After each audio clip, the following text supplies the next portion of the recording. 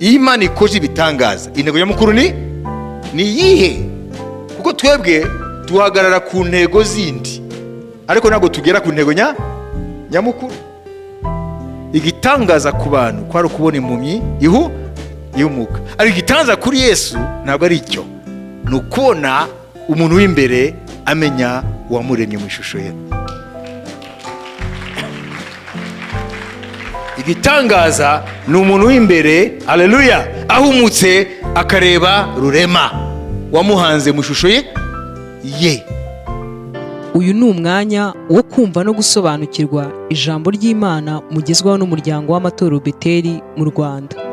Tugatangira ijambo ry'Imana ni kibazo. Nashaka umuntu wese yibaze, ese Imana ikora ibitangaza mu bantu ibifitiye intego? Intego nyamukuru y'igitangaza cy'Imana ni iyihe? Reka tubanze tuvuge igitangaza kugira ngo ntubyitiranye, ko benshi ntago bazi definition y'igitangaza. Igitangaza ni igihe habaye ikintu gisiga ubwenge bw'abantu siyansi idashobora kugisobanura.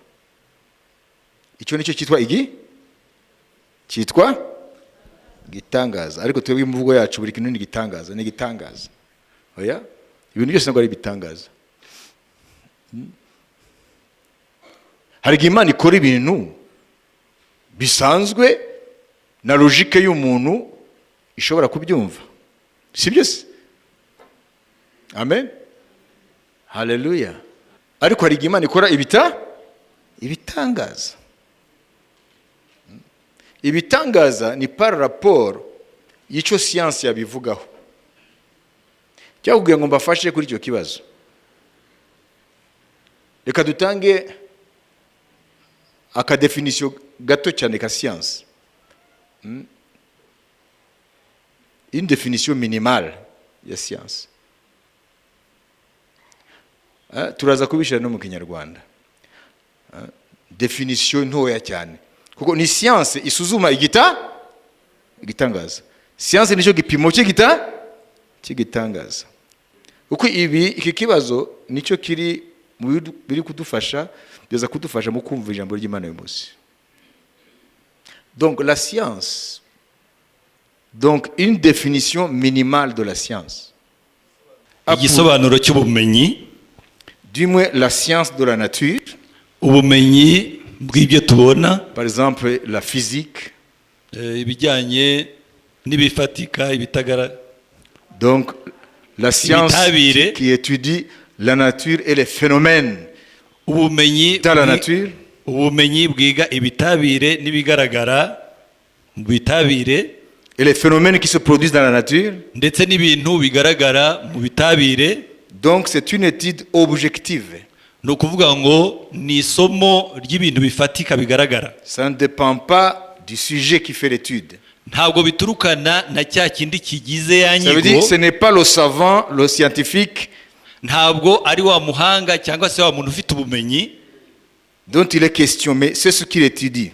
Ahubwo ni cya kindi kigishwa.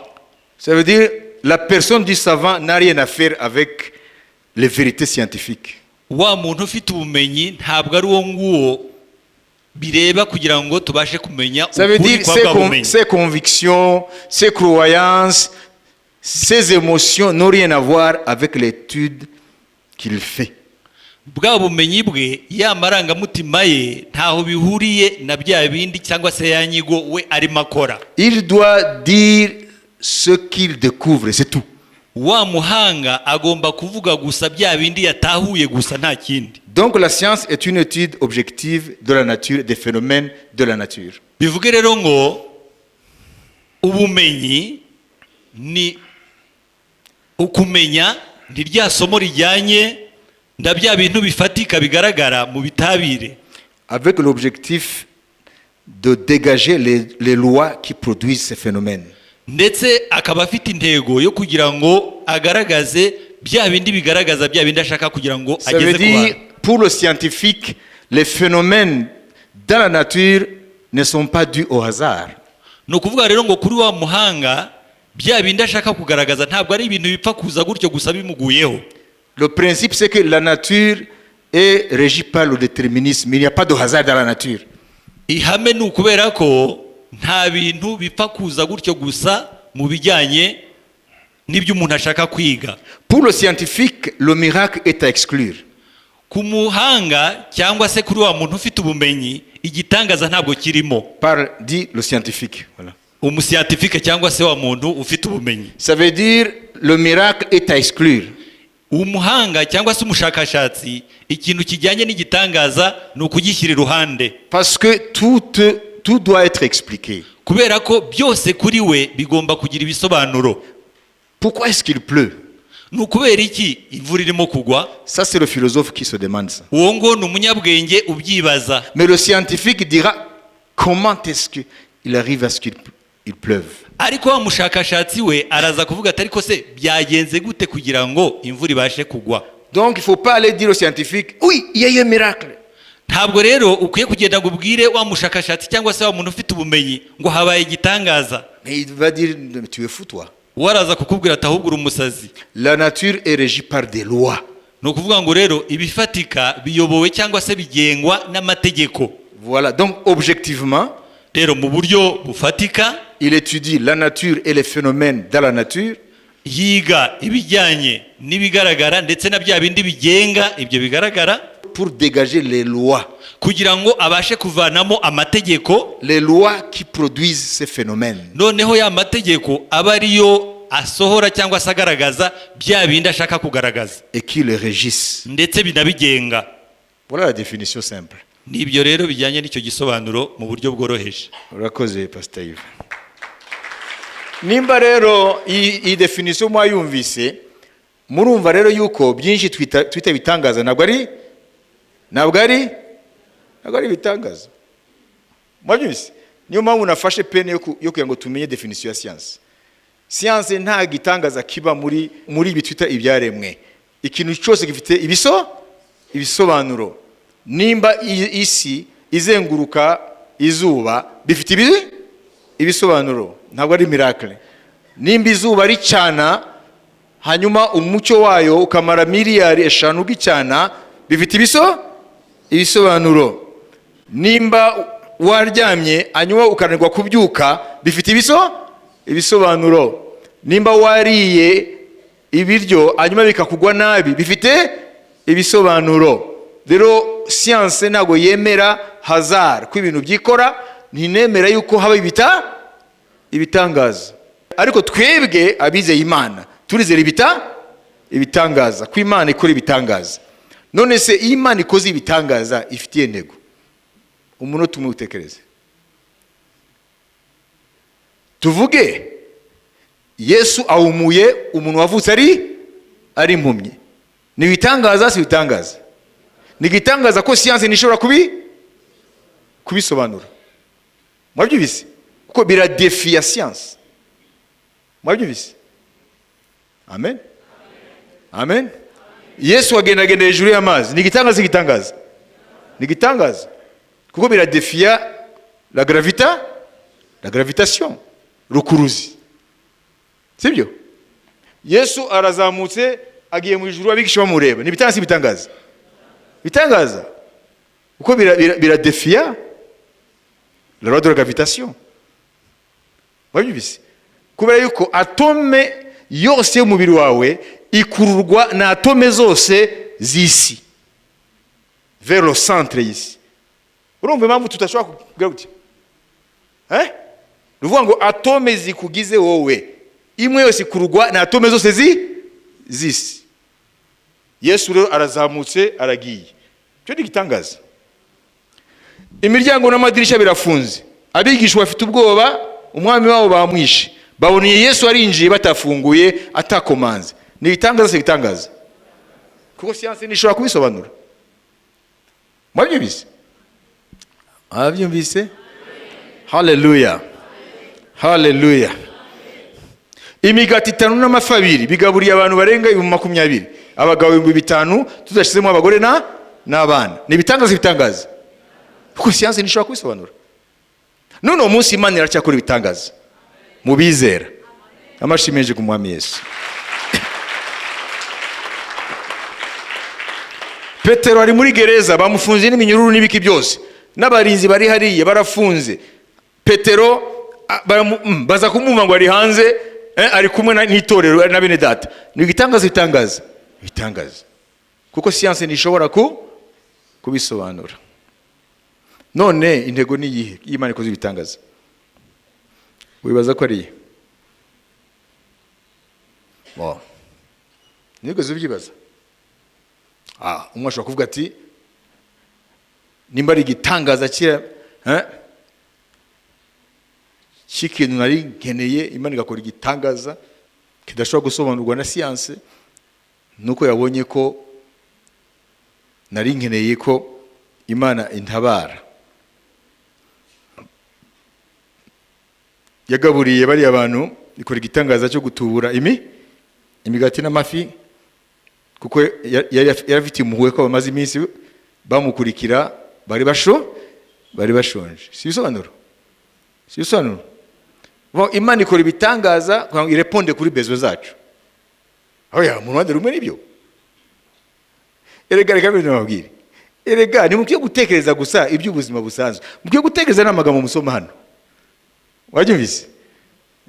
Kuko isi ifata umwanya ngo kariya kazi nakabona gute, ukishimagwiza aho imishatsi itumuka.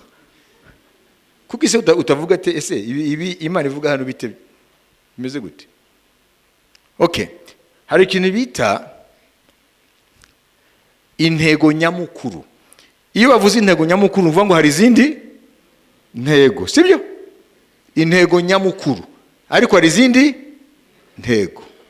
Uvuga ngo kuba Imana yakugaburira mu buryo bw'igitangaza, tuvuge igitangaza, iyo ni intego, ariko si yo ntego nyamukuru. Nimba wari ikirema, Imana ikaguhagurutsa ufite ubumuga ukagenda abantu bose bakayibona, iyo ni intego, ariko si yo ntego. Ni intego yo kugirira neza wowe, ariko si yo ntego nyamukuru. None intego nyamukuru ni iyihe? Uretse kureponda kuri bezo zacu, uretse gusubiza ibibazo tuba dufite, kuturuhura, kudutabara, intego nyamukuru ni iyihe? Niyo turi bubone hano muri Bibiliya. Umwami niwaza kuyitanga ubwe. Ese ikibazo muracyumva? Iyo Imana ikoze ibitangaza, intego nyamukuru ni iyihe? Kuko twebwe tuhagarara ku ntego zindi, ariko ntabwo tugera ku ntego nyamukuru. Yakoze ibitangaza kuko nari njoro. Nize kubabwira umuntu umwe yari mu bukene bukomeye cyane, nicyo kurya ntacyo, hanyuma yibuka umuntu amufitiye ideni kure, nigeze kubabwira. Hanyuma aragenda afata urugendo, ntabwo hari hafi n'amaguru kuko ntabwo yari afite amafaranga yo kwipakiza. Ageze wa muntu asanga ntawe, yafashe urugendo, agiye afite inzara, none aragaruka na ya nzara no mu ruhu. Hanyuma agarutse aratembagara mu buriri bwe, ariheba cyane. Iyi ntabwo ari umugani, ibyo byarabaye. Hari umuntu rero wari wavuye mu Rwanda, baherukana kera, umucuruzi. Yaragiye i Bujumbura gutwara ibicuruzwa bye cyangwa kurangura, yari umucuruzi. Hanyuma no kugira ngo abyuke gukingura byari ikibazo. Ariko Imana mu akabaraga arakingura. Abona rero umuvandimwe barukana imyaka n'imyaka, barahoberana. Hanyuma aramubwira ati tese ko nanyuze hano inshuro nyinshi nkakubura, wari wagiye? Muri make yaraje amuzaniye amafaranga, ariko ntabwo ari wawundi amufitiye ideni. Ni ukuvuga ngo iyo agumaho mu rugo ntajye gushakisha uriya muntu amufitiye ideni ryo muri rimwe, ntabwo yari kujya muri uwo muruho, yari gutabarwa n'Imana. None rero iyo kesi ni igitangaza, si igitangaza? Ni igitangaza. Amen. Kuko ntabwo ari coincidence. Mwabyumvise? Ni Imana yamuhereje kubera ko ise y'imyaka yose atigeze amugeraho. n'urugero mbaha. Ariko se intego nyamukuru y'igitangaza ni iki? Nibyo Yesu ari butubwire hano. Amen. Reka rero twihute, ariko mufate ikintu kimwe. Iyo Imana ikoze imirimo yayo mu rwego rw'igitangaza, haba hariho intego zitandukanye, ariko hari intego nyamukuru. Umutwe w'ijambo rero ku bantu bajya bakurikira baravuga ngo ubuhumyi bwo mu mwuka. Ubuhumyi bwo mu mwuka, spiritual blindness, aveuglement spirituel, upofu wa rohoni. Ubuhumyi bwo mu mwuka. Tuvuge se ubuhumyi bwo mu mwuka.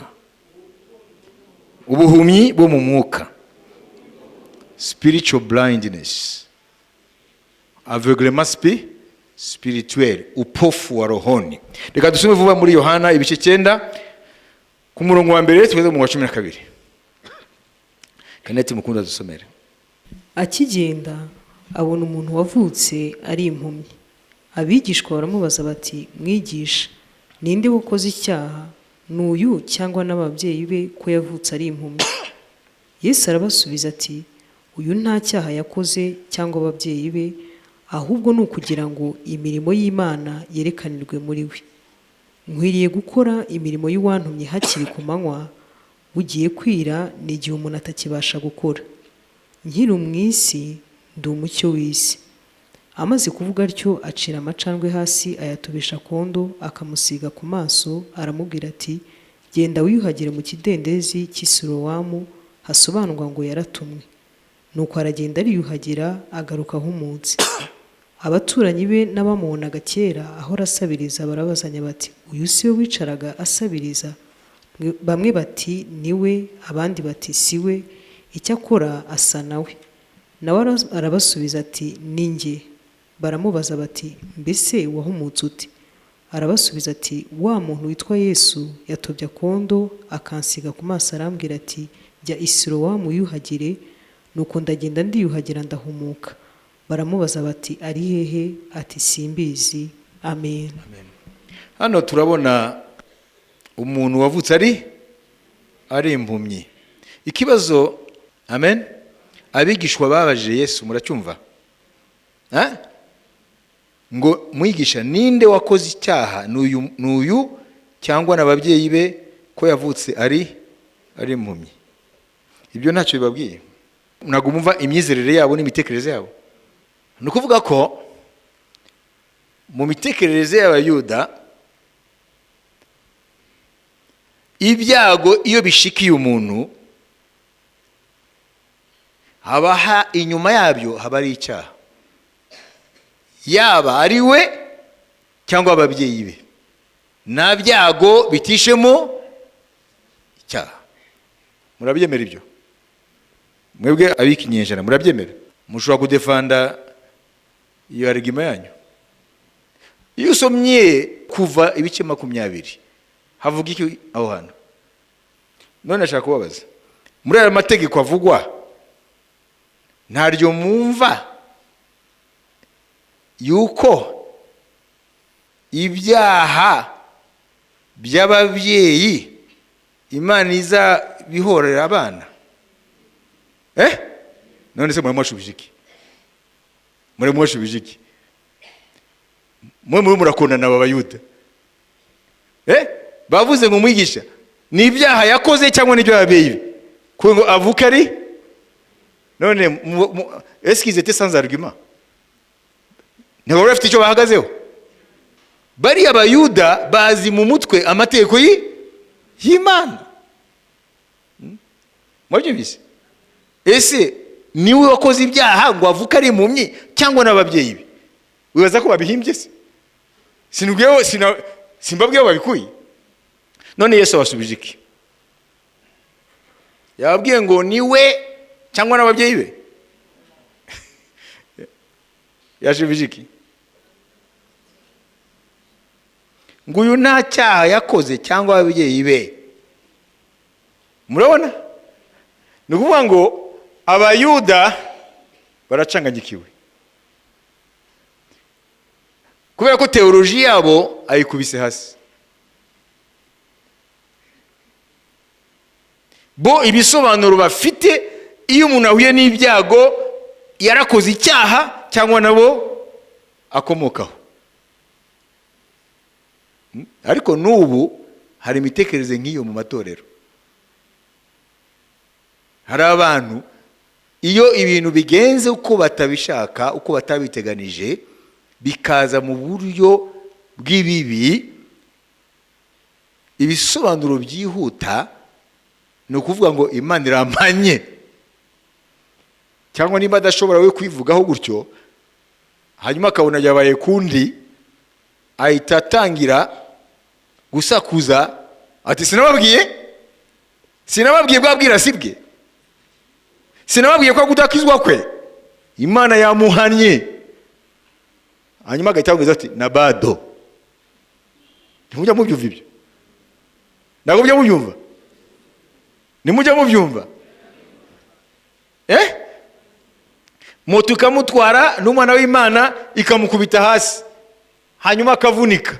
Muzumve ceux qui ont des comptes à régler avec lui. Abantu bafite utubazo nawe batangira kubakaho teoloji ikomeye cyane. Bati ntitwababwiye? Sitwababwiye? Agasiba repetition inshuro zingahe?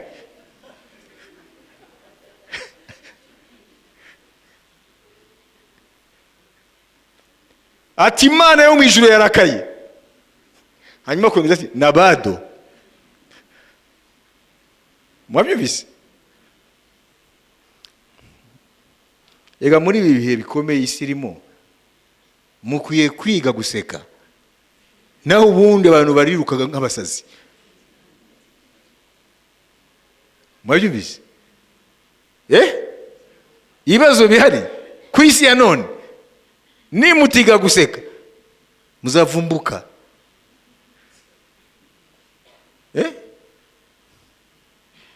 Birakomeye.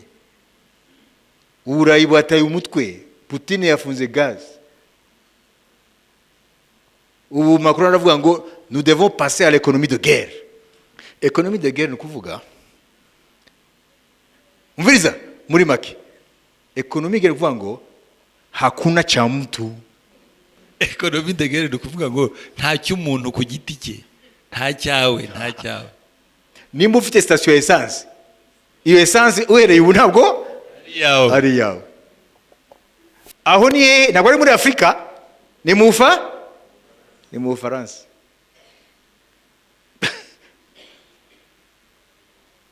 Murayo ibyo se biroroshye mu gihugu cya individualisme, aho umuntu wese nibye. Ubu umukuru w'igihugu ati maintenant nous allons passer à l'économie de guerre, ngo kuko ibihe birakomeye. Mu Bushinwa ubu none babwira hari amazu asaga miliyoni 60 ndetse hafi miliyoni 90 yarubatswe ku bantu bafashe umwenda none ntago bishuye, ayo mazu ararangaye. Babyita crise de l'immobilier. Kandi 25% y'umutungo w'Ubushinwa uhagaze kuri l'immobilier. Inyubako, amabanki arahomba, ibintu birakomera. Mwabyumvise? Ça c'est la deuxième économie mondiale. Hirya no hino ku isi, Afrika, Aziya, Amerika, Uburayi, c'est amakontinent yose, imigabane yose. Ibibazo.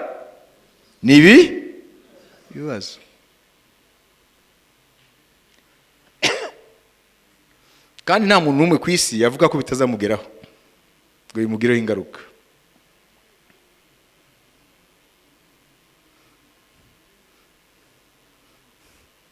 Canada hari ikintu yakoze giheruka muri 1998, yazamuye to ya banke ejuru, babiheruka muri icyo gihe.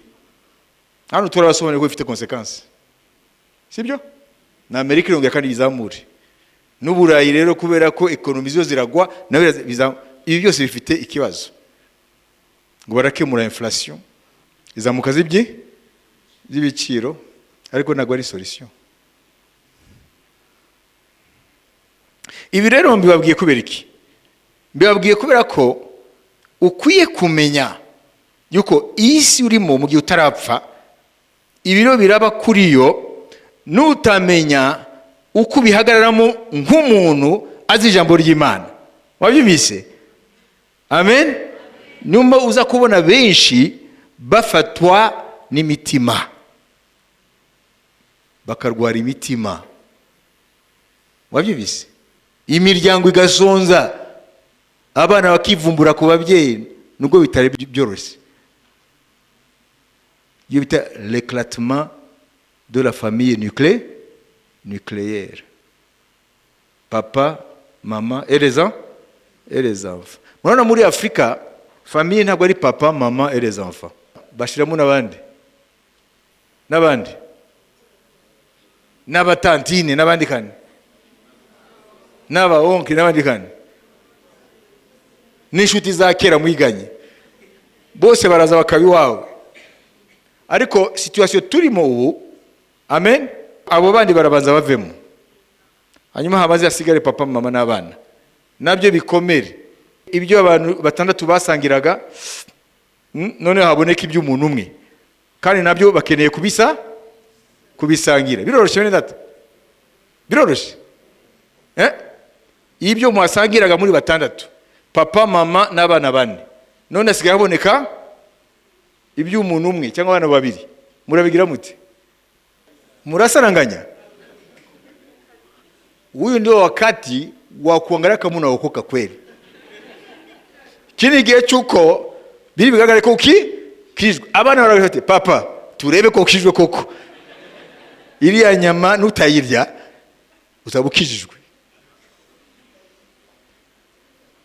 Uriya mugati nutawukoraho mama uzaba ukijijwe. Iyi nyo ndababwira ni metaphore. Ni ibintu bibafasha kwerekana ibibazo abantu barimo kandi bazakomeza kubamo. Wabyumvise? Gihe hari igihe nibaza niyo mpamvu mu matorero no mu madini usigaye ubona abantu mu maso yabo ntago bagicya. None abapasiteri beze ariko se ko mutishima ntimuzome kubivuga. No. Nibihe isirimo. Aza mu nzu y'Imana ariko ntabwo ahari. Wabyumvise? Kandi ibi bizakomeza mpaka. Uyu munsi rero ukwiye kumenya yuko icyo umwami yavuze nicyo turimo. Luka 18, dusomere ku murongo w'8 wumve ari. Ndababwira yuko izazirengera vuba, ariko umwana w'umuntu naza, mbese azasanga kwizera kukiri mu isi? Amen. Mwumvise ikibazo? Ngo umwana w'umuntu naza azasanga ukwizera kukiri. Ntabwo bibatangaje kubona Yesu ariwe aravugana n'Abayahudi. Ntabwo yavuze ngo ese umwana w'umuntu naza azasanga kwizera kukiri muri Israel. Siko yakavuze. Kuko mu gihe cye iyo dimension y'isi yari itaragaragara. Yari kuvuga ngo ese mwebwe abayuda ndiyo ndababwira mubone imirimo yanjye. Ese igihe nzagarukira nzasanga kwizera kukiri muri Israel. Ariko yavuze hano ngo ese umwana w'umuntu naza nagaruka azasanga kwizera kukiri mu isi. Kuko igihe azazira, amen, ubutumwa buzaba bwaravuze ku isi yose. Ese abantu bazaba bizera? Ni wa mugani wande wa mupfakazi n'umucamanza mubi.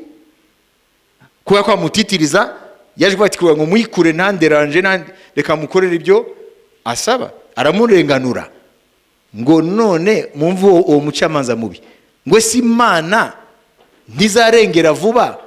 Amen. Intore zayo zitakira ijoro n'amanywa. Kubera iki Yesu avuze gutaka ijoro n'amanywa? Muhita mubihuza niyo verse 8. Nuko muri icyo gihe cy'Iherezo, amen, situation izaba mu buryo abantu bazarengerwa n'ibibazo hasigare gutaka ijoro n'amanywa. Niba babyumvise, babyumvise, nta gufata text ukayivana muri context. Avuze ngo Imana ntizarengera intore zayo zitakira ijoro n'amanywa. Kubera iki se hariho gutaka ijoro n'amanywa? Kuko situation izaba mbi. Mwabyumvise? Kandi apana muri Israel, ku isi yose. Ngo none kw'Imana itazaba tererana, kw'Imana itazirengagiza gutaka kwabo ijoro n'amanywa, Imana izabarengera. Muri ico Imana nizemera ko bataka igihe kirekire, ngo izabarengera vuba. Amen. Ngo ariko se izasanga kwizera muri Israel, kwisi, kuko itorero rizaba ari kwisi yose.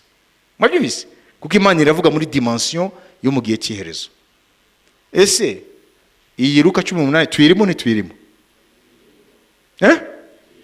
Tuyirimo. Faut pas attendre demain. Tuyirimo. Mwabyumvise? Mwabyumvise? Haleluya. Tuyirimo. Kuko abantu baza bari mu bibazo bituma abazi Imana bazayitakira ijoro n'amanywa. Kuko ubuzima buzaba barafashe yindi nzira, buzaba barafashe yindi shusho. Mwabyumvise? Hazaba hageze igihe aho umwana arira nyina niyumve. Ugatabaza umuvandimwe ari ahana akavuga ati nanjye byankomeranye. None se wowe ubushize narababwiye ni mu Bwongereza situation yiri nuko nubwo wakombina utuzi tubiri ko ari umunsi umwe akora hano hatandukanye, ngo ntabwo ushobora kujoanya les deux bouts du mois.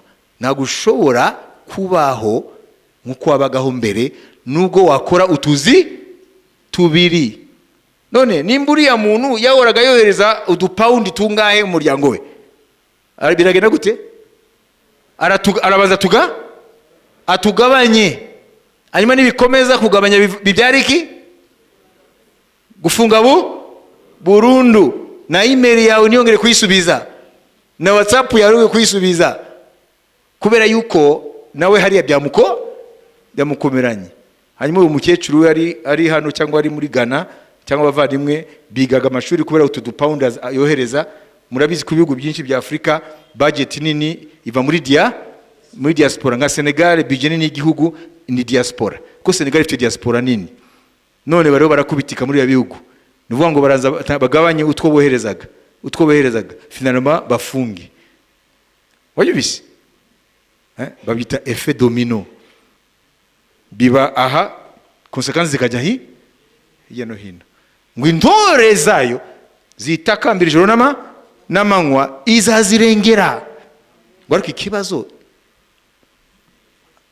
hazaba hariho kwizera. Nicyo gihe turimo. Amen. Amen. Haleluya. Nicyo gihe turimo. None rero murumva ko abayuda bari bazi ko umuntu iyahuye n'ibyago nuko yacumuye cyangwa ababyeyi be. Kandi mwumvise yuko bari bahagaze ku mateko ya Mose. Ariko umwami yabwiye ngo ntabwo uriya guhuma kuvuka ari impumyi ntabwo ari ibyaha bye cyangwa ababyeyi. Hari ikintu mutibajije hari? Ndashaka kubaza, mu gihe wowe utaravuka ucumura gute? Kuko bamubajije ngo ese yavutse ari impumyi, ngo ese ni ibyaha bye cyangwa ni iby'ababyeyi? None si ibye yabikoreye, yavutse ari, none ibyaha yabikoreye. Nabyo ni ikindi kibazo. Ese ukora ibyaha utaravuka? Kuko yavutse ari impumyi bari kuvuga bati ese n'ababyeyi bakoze ibyaha, ariko bavuze ngo niwe cyangwa n'ababyeyi, kandi we yarataravuka, we yavutse ari impumyi. Murabona ko idini iyo ari ryo rikuzuyemo rigutwara n'ubwenge. Piga makofi kwa Bwana Yesu. none Yesu arabwira ati ntabwo ari we cyangwa ababyeyi be, ni ukugira ngo imirimo y'Imana igaragare. Ahita afata akira hasi utwondo, akira hasi ku butaka, afata utwondo amusiga ku maso, ngo genda wiyuhagire ku kidendezi cya hehe, Siloamu. Siloamu ni ukuvuga ngo l'envoyé, watumwe. Kubera iki? Kiriya kidendezi, amen, gisobanura Yesu, amen, azatumwa nase kugira ngo ahumure nde? Pane impumyi. Reka dukomeze, reka birakomeye. Amen. Siloamu imenyesha Yesu. Yaragiye amaze koga arabona. Amaze kubona rero, amen, inkuru ikwira hose, abafarisayo barabyumva, hanyuma noneho muri make atangira urugendo rw'umusaraba wo gutotezwa. Baramubaza farisayo, ati wowe wavuze uri impumyi? Ati ninde byagenze gute? Ninde yaguhumuye? Ngo umuntu yitwa Yesu, niwe yamuhumuye. Ibintu birakomera. Bajya kubaza n'ababyeyi be, ko ababyeyi bashaka kurengera position bafite muri sinagogi, ntibashaka ko babirukana kuko ari abantu icyubahiro cyabo kirenze n'abana babo. Wafuma wica abana uko batwara icyubahiro cyabo. Uyu ni umwana wanyu? Ati ni umwana wacu. Yavuze ari impumyi. Bavuze biki? Ngo nawe ngo arakuze wibarize. Babita mu Gifaransa beauté en touche. Beauté en touche ni gusubiza ikibazo kikuvana mu kibazo bakubajije. Amen. Haleluya. Haleluya. Haleluya. Hanyuma bafarisayo baramukurikira ariko iyo yagiye ni ibintu bitangaje. Ntabwo yize amashuri yabo ya teologiki, ariko yashije ibintu bikomeye cyane. Aravuga ati mwebwe se simaze kubabwira inshuro zingahe? Jewe navutse n'impumyi, uriya mugabo witwa Yesu aramumura. Ati kandi icyo tuzi, ntabwo Imana yumvira umunyabyaha. Nimba aramuvuga ngo yari umunyabyaha cyangwa atari we ntabyo nzi, ariko icyo nzi nari impumyi none ndareba. Babonye yuko batsinzwe, ati genda n'undi uri umunyabyaha. Yesu ngo amenya yuko bamuciye mu sinagogi, hanyuma ahura nawe aramubwira ngo urizera umwana w'Imana? Ngo arihe mwizere? Nawe mu mutima we urumva bamuciye, nta muntu afite, societe yamuciye, n'umuryango wamuciye reka. Yesu arabimenya. Yesu yaciwe mbere yo kuba muca. Amen. Hanyuma aramwegera aravuga ngo ni jyewe tuvugana. Arapfukama aramuramya. Hanyuma avuga aya magambo niyo ushaka, niyo magambo nyamukuru. Dusome muri Yohana nyina 9 ku murongo wa 35:41. Yesu yumvise yuko bamusunikiye hanze aramushaka, amubonye aramubaza ati mbese wizeye umwana w'Imana? Nawe aramusubiza ati databuja ninde nkamwizera? Yesu aramubwira ati wamubonye kandi niwe muvugana. Nawe aramubwira ati databuja ndizeye, aramupfukamira. Yesu aravuga ati nazanywe muri iyi si. Aya magambo ni mukurikire rero, niho hari wa mutwe ubuhumyi bwo mu mwuka. Nazanywe muri iyi si no guca amateka ngo abatabona barebe, n'ababona bahume. Abafarisayo bamwe bari kumwe nawe bumvise ibyo baramubaza bati mbese natwe turi impumyi? Yesu arababwira ati iyo muba impumyi nta cyaha muba mufite, ariko none ko muvuga yuko mureba, icyaha cyanyu gihoraho. Amen. Amen. Mbere yuko tujyaho muri ya myumvire yuko icyaha nicyo cyihishe y'ibyago bishikira umuntu, no mu gihe cya Yobu niko bibazaga. Na muzi za shuri za Yobu zarumvise ibyago byamushikiye, bahita bafata urugendo bajya kumureba. Bagezeyo bamara iminsi bari mu gahinda n'ikiriyo, babonye ko n'umubiri we utangiye kumuvaho. Amen. Amagambo bavuze ntabwo ari amagambo yo kumukomeza, n'amagambo yo kumutsinagirira ibyaha. mwabyumvise iyo myumvire niyo kuva kera. Wowe na mbere ko twinjira hariya tumaze gusoma, reka twumve iyo vuba vuba mumve iyo myumvire. Ni imyumvire iri very dangerous, ukwiye kubimenya. Hariya muri yo ibice bibiri, umurongo wa mbere kugeza kuri 13 n'umurongo wa 4 kugeza kuri 1:9, mumve ziriya nshuti za Yobu uko zamubwiye. Nuko inshuti za Yobu naho inshuti za Yobu 3 zumvise ibyo byago byose byamuteye ziraza, umwe aturutse iwe undi we. Elifazi w'umutemani na Biludadi w'umushuhi na Zofari w'umunamati basezerana kujya kumuririra no kumuhumuriza. Umva bahagurukijwe n'iyo ntego, kumuririra no kumuhumuriza. turebe ko bamuhumurije. Barambuye amaso yabo bakiri hirya basanga yarahindanye, baramuyoberwa batera hejuru bararira.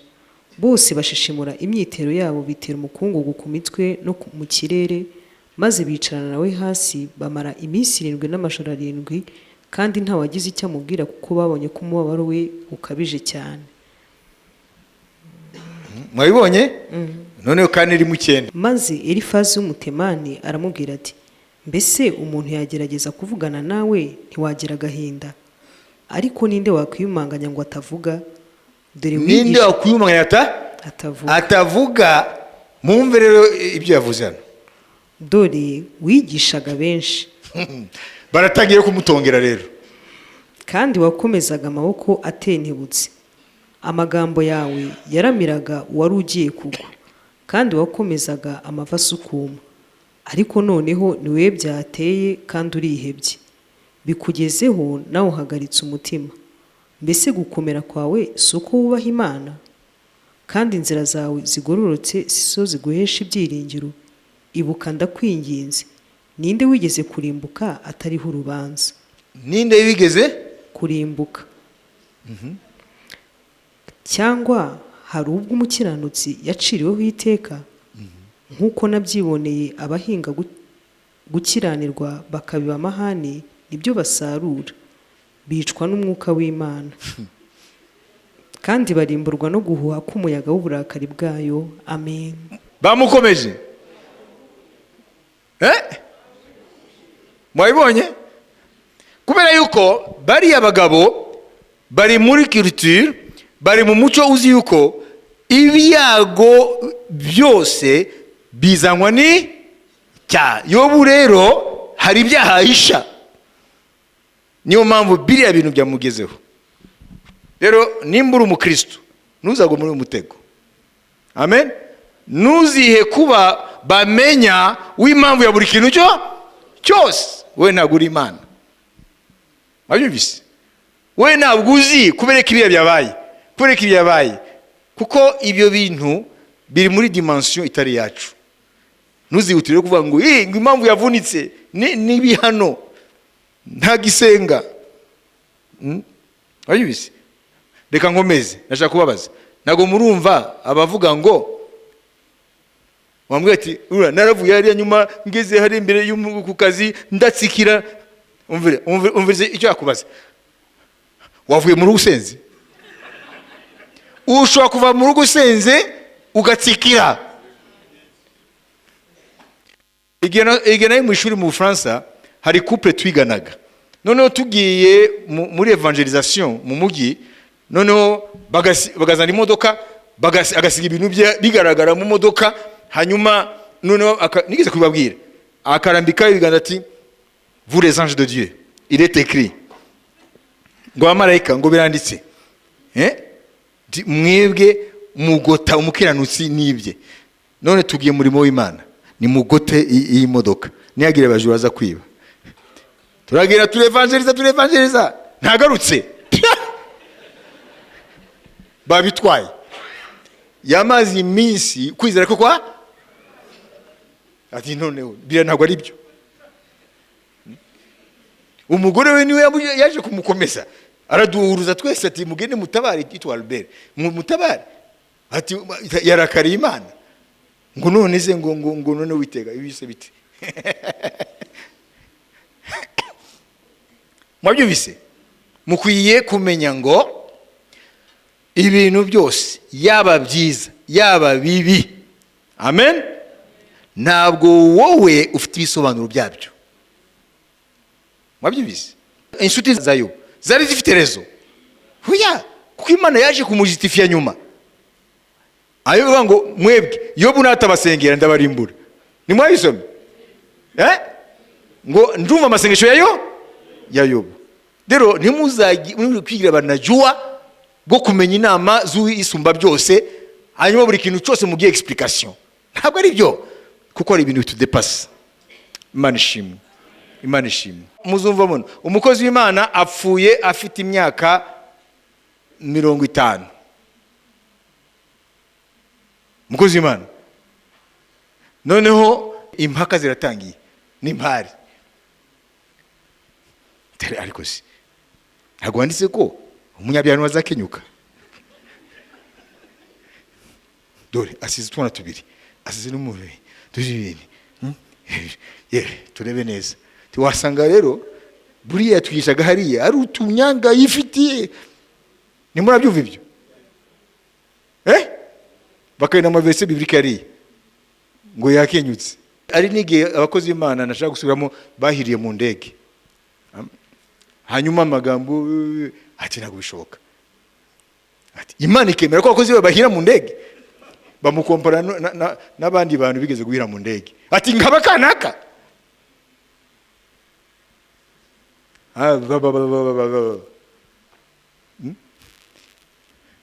Ntabwo ufite igisubizo cya buri kibazo. Il faut être humble. Hallelujah. Hallelujah. Hallelujah. Hallelujah. Si wowe ukwiye kumenya impamvu uriya hiye mu ndege, kandi ari umukozi w'Imana, impamvu uriya amaze imyaka nta kazi afite kandi n'umuntu akunda Imana, abandi barakabona, impamvu uriya, ibyo si byawe. Ibyo bizwi n'Imana nyir'ubwiru bwose. Amashi menshi ku mwana.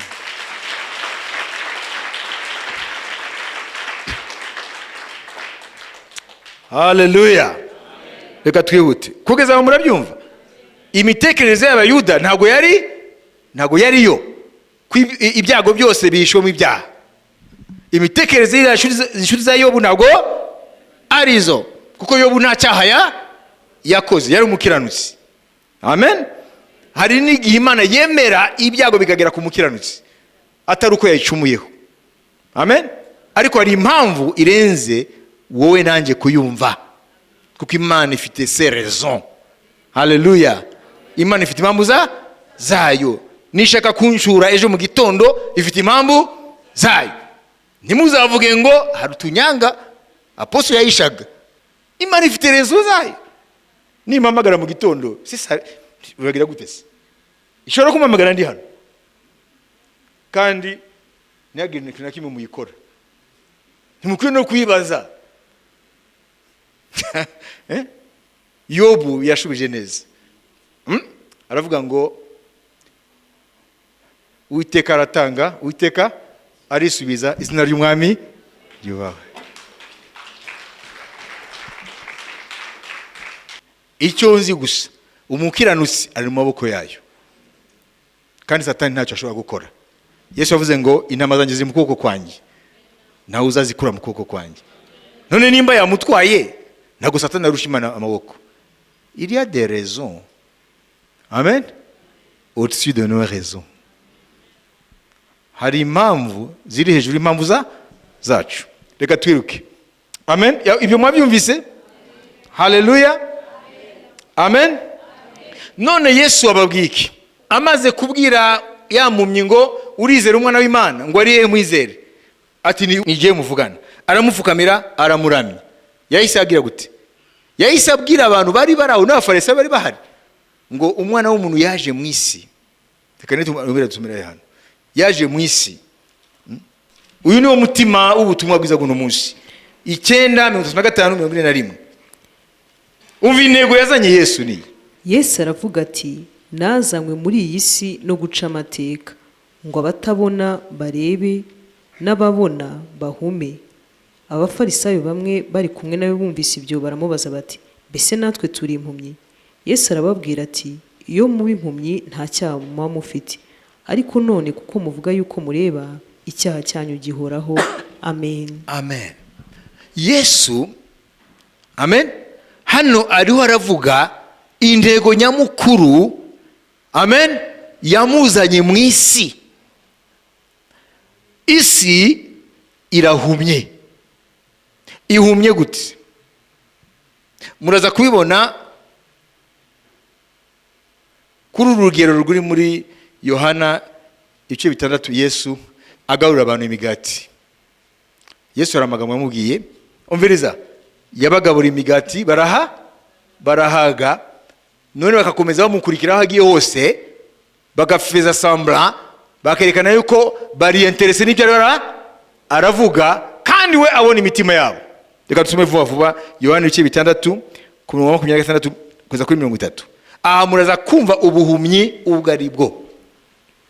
Yesu arabasubiza ati, ni ukuri ndababwira yuko ibimenyetso mwabonye atari byo bituma munshaka, ahubwo ni ya mitsima mwariye mugahaga. Ntimukorere ibyo kurya bishira, ahubwo mukorere ibyo kurya bigumaho kugeza ku bugingo buhoraho, ibyo umwana w'umuntu azabaha, kuko ase ari we Imana yashyizeho ikimenyetso cyayo. Baramubaza bati, tugire dute ngo dukore imirimo y'Imana? Arabasubiza ati, umurimo w'Imana nguyu, nuko mwizera uwo yatumye. Amen. Amen. Kurikira neza, mu minota mike turarangije. Kurikira. Imbaga y'aba bantu bashatse kwigaragaza ko abigishwa ba Yesu yuko bamwizeye, ariko umwami ayishuye muri bo ikintu gikomeye. Aravuga ngo ntago munkurikira kuko mwabonye igitangaza. Tugarutse kuri cya kibazo nababajije. Ntabwo munkurikira ko mwabonye igitangaza cyo gutubura imigati n'amafi, ngo murankurikira kuko mwariye mugahaga. Mwabyumvise? Ni ukuvuga ngo umwami arerekana yuko igitangaza cy'Imana nubwo gikemura ikibazo kiraho, ariko intego nyamukuru ni uguhumura amaso abantu cyakorewe cyangwa babibonye, haleluya, bamenye ukuri ko muri Kristo. Amashyi menshi ku Mwami. Imana ikoze igitangaza, intego nyamukuru ni ukugira ngo abo cyakorewemo, haleluya, abakibonye cyangwa n'abazacyumva bibahumura amaso kuri uriya wakoze igitangaza ari we Yesu. Bivuga iki rero? Bivuga ko iyi mbaga y'abantu bakurikiye Yesu kuko bari imigati yari impumyi. Kubera iki? Kuko ntago bari bazi ubukene bwabo bwo mu mwuka, ahubwo bari bazi ubukene bw'ibifadika. Nuvuga ngo isi irahumye kuko yo izi yuko ibyo ikeneye ni biki? Ni imyenda, nibyo kurya, ni izimodoka, na ya mazu, izo nizo besoin isi izi ko ifite. Naho imbere y'Imana hari besoin zikomeye ziruta izo. Bakeneye imbabazi z'Imana, haleluya, bakeneye kwiyunga nayo, bakeneye agakiza k'ubugingo bwabo, bakeneye ubugingo buhoraho, haleluya. Izo besoin rero igihe cyose Yesu utaramutumbira ngo aguhumure, ntazugizigera umenya ko uzifite. Uzaba uzi ko wowe besoin ufite, needs zawe ni ukurya, no kunywa, no kwambara, no kugira icumbi, no kugira amafaranga, no kugira imodoka, mwabyumvise, no kugira abaganga bakuvura mu mubiri. Ariko ntabwo uzigera umenya mu mutima wawe yuko hari izindi besoin zirenze ziriya, kukeneye Imana nzima, kukeneye imbabazi zayo, kukeneye kwiyunga nayo, kukeneye ubugingo buhoraho. Ndabyumvise. None umviriza, iyo dufite ubuhumyi bwo mu mwuka, turinda tuva mu mubiri, amen, tutamenye ubukenye nyabwo twari dufite. Reka ndangize kuri ibi. Murabizi hariho umu-economiste w'ibinyenjana byashize yitwa Adam Smith. Ni umu-economiste ukomeye, byinshi muri ekonomi nibyo tukigenderaho mu buryo bwa ekonomi y'isi.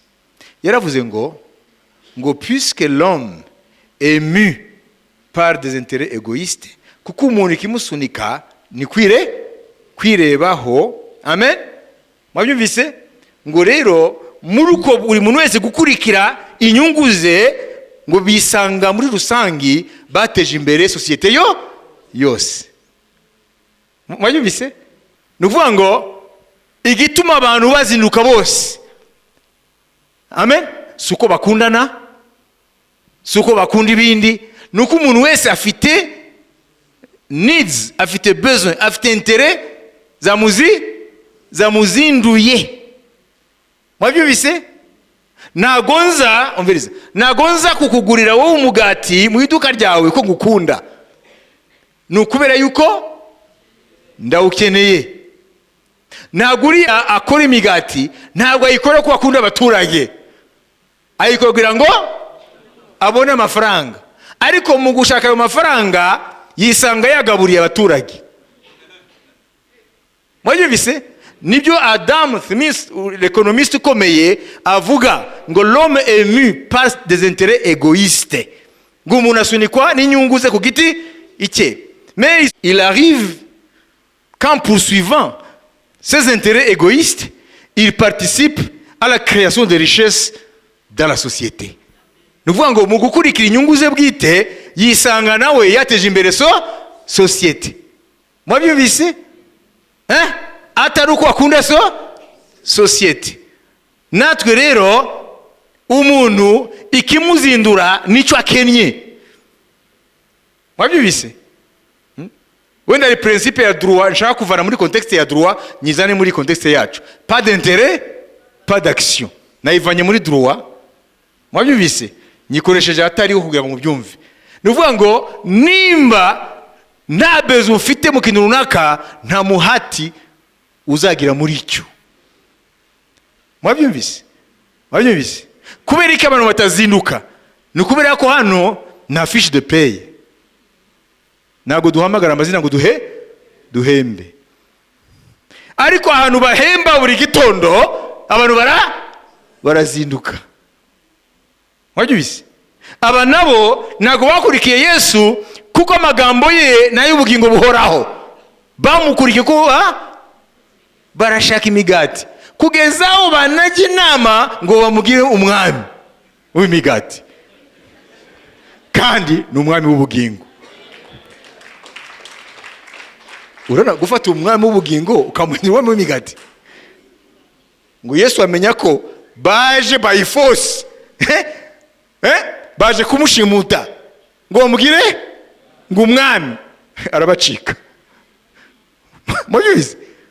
Aba ni abantu bameze nkatwe. Nuvuga ngo rero isi irahumye kuri besoin zayo nyakuri. Isi irahumye kubyikenyenya by'ukuri. Reba abantu bari kwishi, ni bangaye bazi ko bakeneye imbabazi z'Imana. Ni bangaye bazi ko bakwiye kwiyungana Imana, ko bayicumuyeho. Ni bangaye bazi yuko bari mu ntege nke zo mu mwuka, bakeneye imbaraga z'Imana.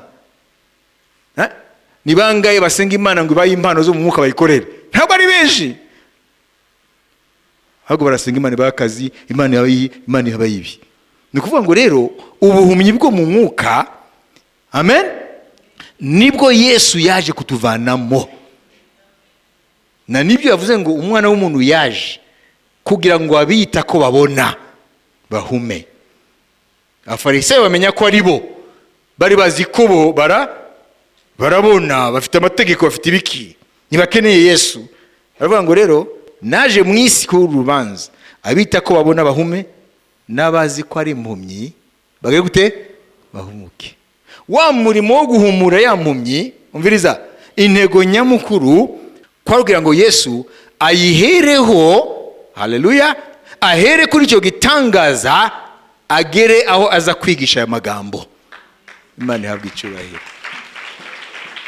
Uriya mpumyi yari afite besoin physique yo guhumuka, sibyo?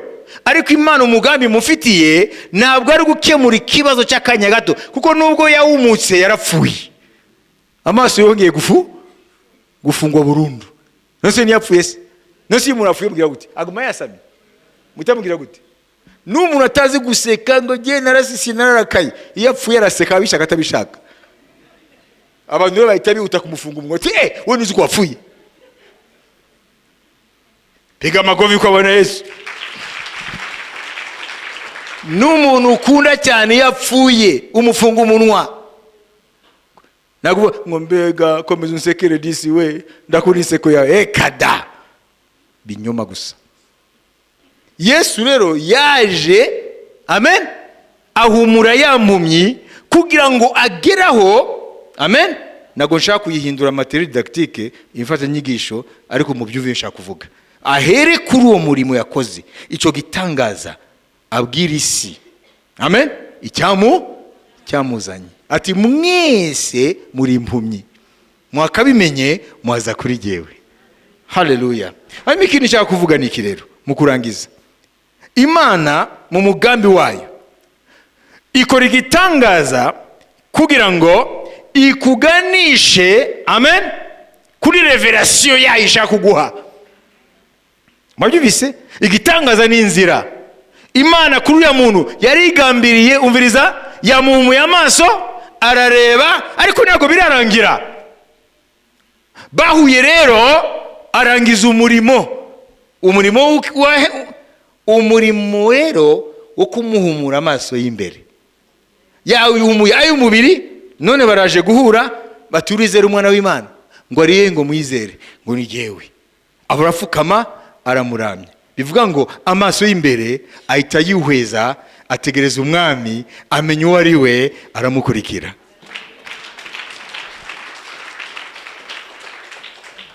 Uyu munsi rero mbere yuko dusenga, wowe uribaza kukeneye iki? Quels sont tes besoins? Ukeneye iki uyu mwanya? Ukeneye imodoka? Ukeneye umugore? Ukeneye umugabo? Ukeneye abana? Ukeneye akazi? Ukeneye amafaranga? Ukeneye iki? Ibyo byose Imana izi yuko bikeneye. Ariko Imana uyu munsi iriho iradoma urutoki rwayo kuri les véritables besoins, ibyo ukeneye by'ukuri. Wabyumvise? Ukeneye akazi, ukeneye amafaranga, ukeneye inzu, ukeneye ibiki, ukeneye ko ikurwanirira ikakoreshereza bari abanzi n'abakugambira ibi, byose irabizi. Ariko irashaka ngo ihumura amaso yawe y'imbere, none ubone ubukene bwawe nyabwo imbere yayo. None witakambire kugira ngo ikumare bwa bukene. Bwa bukene isi itazi ko ifite, nyamara nibwo bubi. Na nibyo yabwiye itoro rya Laodikiya ngo uriyita kubona ariko numenye ko uri impumyi, uriyita kutunze numenye ko uri umutindi, uriyita ko wambaye numenye kugenda ubusa. Ari avuga iki? Avuga ngo rero ibyo twita ko dukeneye mu isi, amen, ntabwo reyerema ari by'Imana ibona ko dukeneye. Mwabyumvise? Niyo mpamvu twavuze ngo isi iri mu buhumyi bwo mu mwuka, bigatuma batajya ku Mana ngo bamare ubukene bwabo by'ukuri. Iriya mpumyi ntabwo Imana intego ko ari kuyihumura aya maso gusa aya, kuko n'umuntu umubiri we amaherezo warapfuye.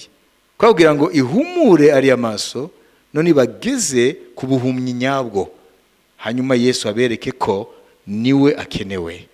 Haleluya, haleluya. Naje mu isi kugira ngo abita ko babona bahume, n'abazi ko bahumye bahumuke. None muvandimwe uri hano, mbere yo gusenga, wowe wibaza ko ukeneye iki? Nubuhe bukene bwawe? Ko mwumvise ko ibyo twita ubukene si byo Imana yita ubukene. Abantu benshi bakeneye imbabazi z'Imana, bakeneye kwiyunga n'Imana, bakeneye kwihana ibintu runaka bacumuye ku Mana, ariko ibyo ntabyo babona. Bakamara igihe mu masengesho basaba iki? Ibi bifatika, kandi Imana ibarebye nubwo yabibaha ntabwo bikemuye ibibazo. Amen. Rero niyo mpamvu rero uyu munsi Imana idufashe buri muntu wese arenge ku bukene bw'ifatika abona ko afite, hanyuma asabe umwami amuhumura amaso y'imbere yo mu mwuka, arebe ubukene nyabwo imbere y'Imana. Haleluya. Hanyuma Yesu amumara ubukene bwe. Ibindi bifatika ni byoroshye cyane, umwami arabikora. Haleluya. Igitangaza ku bantu ko ari kubona impumyi ihumuka, ariko igitangaza kuri Yesu ntabwo ari icyo, ni ukubona umuntu w'imbere amenya uwamuremye mu ishusho ye. Igitangaza ni umuntu w'imbere, haleluya, ahumutse akareba rurema wamuhanze mu ishusho ye. Niyo mpamvu rero izi nyigisho ukwiye kuzitekerezaho. Ubukene bwanjye koko nibwo imbere y'Imana? Ibyo nibwira ko nkeneye koko nibyo imbere y'Imana? Nibyo priorite koko mu bukene? Reka dusenge. Umvirize. Fata urupapuro, ubwo n'Imana ikubwira. Fata urupapuro, mwana wanjye, fata urupapuro, andika ibyo ukeneye byose par ordre de priorité, ubinzanire mbikemure. Imana yatangara. Babanziki number 1, babanziki wikoraje umutima kizindura ki? Babanziki ibi byisi wabibise n'abantu bake babanza ubukene nyabwo Imana izi. Ati mwami nkeneye imbabazi zawe, mwami nkeneye imbaraga zo gukiranukira, mwami aho nagucumuyeho umbabarire, mwami niba izina ryanjye ryanditse mu gitabo cy'ubugingo ryandike mu gitabo cy'ubugingo, mwami mu bugingo buhoraho, mwami uzampa iherezo ryiza. Ibyo bintu ntabwo ari benshi babyandika, baratangira amarineti meza yayandi ya fime pepe ya Bwana Yesu. Rero ujye imbere y'Imana rwose, amen, ubwira umwami aguhumura amaso y'imbere, umenye your real needs, tes besoins véritables, shida zako za kweli. Amen. Mungu akuoneshe shida zako za kweli. Amen. Haleluya. Kandi mukugufasha umenye ngo numenya ubukene bwawe gukuri ko Imana ibuzi, ibi bindi bibaza ko ari ukennye biroroshye ko Imana ibikemura. Impamvu Yakobo yavuze ngo murasaba nimuhabwe. Ntabwo yatugaye kudasaba, turasaba ariko iduhabwe. Kubera iki? Turasaba nta bintu kuvuga ibijyanye n'irari ryacu. Si muri Yakobo? Nivuga ngo ibyo twagasabye Imana izi ko ari byo by'ingenzi ntabwo tubizi biriya. Twisabira ibijyanye n'irari imitima yacu. Niyo mpamvu dusaba ntiduhabwe. Uzabaze abantu bose bamara umwanya munini mu byuma by'amasengesho badashatse kubeshya ko abantu benshi n'ababeshyi. Ati imyaka 10 umaze mu cyumba cy'amasengesho umaze kuhavana wiki, ashatse kubwiza ukuri hakuna kuki komeza kujyayo. Uzakura inki gutera umugeri, kubera yuko ibajyana benshi utege amatwi ntabwo ari ibyo bakasengeye. Wajubise murasaba nimuhabwe kuko musaba nabi, musaba ibijyanye n'irari ryanyu. Ariko nugenda gusaba ibijyanye n'iby'Imana wibona ko ukeneye nabiri utasabye Imana irabiguha. None wewe Salomo abigishiki, saba icyo ushaka. Salomo yasabye ubutunzi, yasabye ngo abanzi be ngo azajya abamara, yasabye icyubahiro, yasabye ubwenge ngo abone uko yobora ubwoko bwayo, kuko ndi muto cyane sinabasha imbaga mu bwenge. Imana yaranezerewe. Yavuze iki? Ngo nibyo utansabye ndabiguhaye. Ibyo ntacyo bigisha mwebwe? Ntacyo bigisha? Yasabye nk'uko Imana ishaka. Yari afite nuvuga ngo bezwe nyayo imbere y'Imana, niyo yeretse Imana. Mwabyumvise? Mwabyumvise? N'abanzi ba Israeli bari bahari. Ise Dawudi yasize abanzi bangahe? Benshi, kuko yari umuntu w'intambara. None kuko atasabye Imana, abo data bose yasize, imbaraga yo kubarimbura kugira ngo ubwami bukome. Kuko yasabye ubwenge. Imana yavuze ngo usabye neza, ngo nibyo utansabye ndabiguhaye. Imubukire, imu bintu byose, imuha byose. Amen.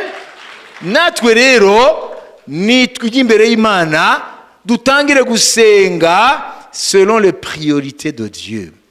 Dusenge, dusabe mu bijyanye n'iby'Imana ibona ko dukeneye. Nawe ibi byacu ngo ndashaka karavate y'ubururu n'umukara, ndashaka maneti ya fume, ndashaka ibiki, ndashaka izira nkweto, ndashaka ibiki, ndashaka umudamu wakataraboneka sinzi haba.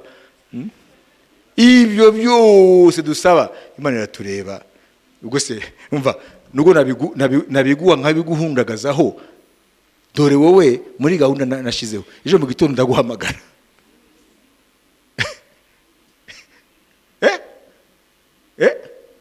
Ibazo yose ngo ejo mu gitondo ndaguhamagara. Biracyakenewe se? Ariko niwisabira ubugingo buhoraho, ugasaba kwiyunga n'Imana, ibyo ntabwo bicura igihe, ariko ibindi biracura igihe. Duhaguruke. Haleluya. Fata umunota umwe ujye imbere y'Imana. Imana itubabarire ubupfapfa bwacu, Imana itubabarire ubuhumyi bwacu bwo mu mwuka, tukaba tutazi ko tunabufite. Isi irahumye, Satani yarayihumye. Satani yereka isi ubukene bw'ibifatika bishira, ariko abahisha ubukene nyabwo k'umwana w'umuntu akeneye Imana nzima, akeneye imbabazi zayo, akeneye kwiyunga nayo, akeneye ubugingo buhoraho. Mwami utubabarire. Tubarire Mwami ko natwe twabaye nk'abisi, twarahumye mu mitima yacu, tugashishikazwa n'ibi isi ishishikajwe nabyo. Ibi bifatika biboneka, amafaranga, ibiki byose, nibyo natwe twashize imbere ko ari byo dukennye. Nitwamenya ko mu mutima hari ubuhumyi bukomeye buduhisha ubukennye nyabwo. Nk'uko wahumuye ya mpumyi, nk'uko wahumuye umugabo yavutse ari impumyi, ukamuhumura mu mubiri, amaso umubiri akareba, ariko ntabwo ariyo ntego nyamukuru. Ntego nyamukuru ko ari kumuhumura mu mwuka, akakumenya wowe Kristo, isoko y'ubugingo, wowe umucyo w'ubugingo. Reka rero buri muntu wese mu itorero Mwami, iri jambo nirinyure mu gutwi kumwe risokere mu kundi, ariko muhe uyu mwanya kumva yuko hari ubukene buhishwe mu bwenge bwe no mu maso ye, kugira ngo atangire ahindure l'ordre de priorité, atangire gusenge bikurikiye n'isengesho mwamukeneye kumva rizamuka muri we. Turi impumyi, duhumure Mwami Yesu. Turi impumyi mu mwuka, duhumure Mwami Yesu. Tubashe kubona ibintu kubibona, tuve mu bujiji bwa Satani, tuve mu mwijima wo mu buryo bw'umwuka. Niturarikire ibyo isi irarikira, nitwirike inyuma iby'isi iruka inyuma, ariko twebwe Mwami duhumuke, dukurikire ibidashira, dukurikire isoko y'ubugingo, dukurikire ufite ubugingo buhoraho. Waravuze ngo nimukiganyire nko abisi biganyira, tuzarya iki, muzarya iki, muzanywa iki, muzambara iki, ngo abisi ngo nibyo biganyira. Ngo so umwijuru azi ko mubikeneye, buri mushaka ubwami bw'Imana mbere na mbere no gukiranuka kwayo, ngo ibyo bindi mwibaza ko mukennye muzabyongererwa. Urakoze mwami w'umugisha ubwoko bwawe, ntihagire n'umwe akomeza kuba mu buhumyi bwe, ariko twese duhumure mu izina rya Kristo Yesu, amen. Amen. Hallelujah. Petero yaravuze ngo n'abantu bigeze gukizwa ngo bakamara igihe runaka ngo ari igihe bahinduka kuba impumyi. Murumva? Ntabwo ari ubuhumyi ubu, bakaba impumyi bw'urugendo rwose aho Yesu yabavanye, bagasigara nabo bagenda nk'uko abatigeze bahumuka bagenda. Niyo Petero avuga. Wabyumvise? Ubuhumyi rero ni ubw'ab'isi, kandi ubuhumyi bushobora no gufata n'abari bahumutse. Amen. Hallelujah. Guhumuka. Petero 2 igice cya mbere, amen, 5 kugeza kuri 11. Reka basomere imbere ko tubaho umugisha. Aya magambo mbwene muyatekereze. Areba abantu bari barahumutse, bagakizwa, bakamenya Yesu, bakamukurikira, ariko mu nyuma ku mpamvu zitandukanye bongera kuba impumyi. Basomere. Ibyo aba ari byo bituma mugira umwete wose, kwizera mukongereho ingeso nziza, ingeso nziza muzongereho kumenya, kumenya mukongereho kwirinda, kwirinda mukongereho kwihangana, kwihangana mukongereho kubaha Imana, kubaha Imana mukongereho gukunda bene data, gukunda bene data mukongereho urukundo. Kuko ibyo nibiba muri mwe bikabagwiriramo, bizatuma mutaba abanyabute cyangwa ingumba ku byo kumenya neza umwami wacu Yesu Kristo. Kandi rero utagira ibyo aba ari impumyi ireba. Abari impumyi ireba ibiri hafi gusa, akibagirwa yuko yejejweho ibyaha bye bya kera. Ibi ni ibyacu twebwe abakristo, ngo abayinjize kuba impumyi ngo akareba ibya hafi n'ibiki nibi bifatika. Aya magambo rero muyamenye. Impumyi isi yose iri mu buhumyi mu buryo bw'umwuka, ariko no mu nzu y'Imana Satani ntabwo arareka guhuma abitwa ko bari bahumutse. Aya magambo mwayumvise? Aya ntabwo ari abapagani, n'amagambo yawo mu nzu y'Imana. Ushobora kuba warakijijwe ukongera kuba impumyi, noneho ugatangira kureba ibya bugufi, bya bindi byo mu mwuka bya kure, ukaba utakibikozwa, ukaba utakinabyibuka ko binabaho. Icyo rero tugiye kubyirinda. Reka tubaho umugisha. Hallelujah. Ubuntu bw'umwami wacu Yesu Kristo n'urukundo rw'Imana no gusabana n'Umwuka Wera bijyana natwe twese, amen. Shalom shalom, muzagire icyumweru cyiza. Ukeneye kurushaho gusobanukirwa, urifuza inama, waduhamagara kuri 0784261800 ndetse na 0788460055 cyangwa ukatwandikira kuri info@btchurches.net.